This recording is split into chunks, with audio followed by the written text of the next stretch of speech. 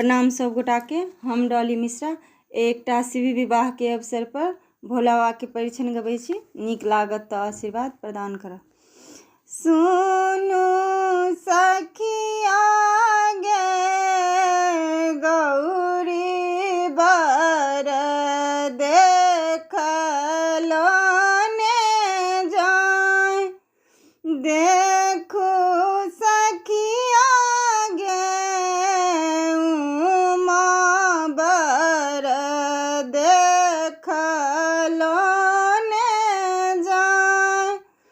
सुनु सखिया गे गौरी बर देखलो ने जाय। परिछन चललानी, परिछन चललानी, माए मनाइन सुनु सखिया गे बर देखी खसली झमाए। सुनु सखिया गे बर देखी खसली झमाए। सुनु सखिया गे उमा बर देखलो ने जाय।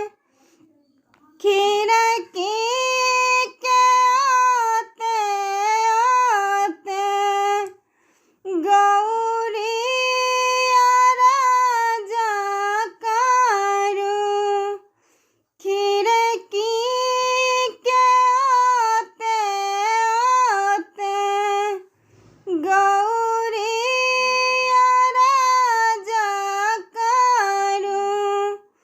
सुनहिन सखिया गे शिवजी सँ कहियौन बुझाय।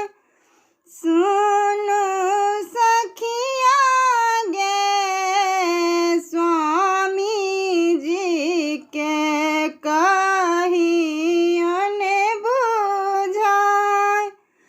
कनिकाय भेषाया बदलू सदा शिव। सुनु सखिया गे देखत नगर केरा लोक। सुनु सखिया गे देखती नगर केरा लोक। सुनु सखिया गे गौरी बर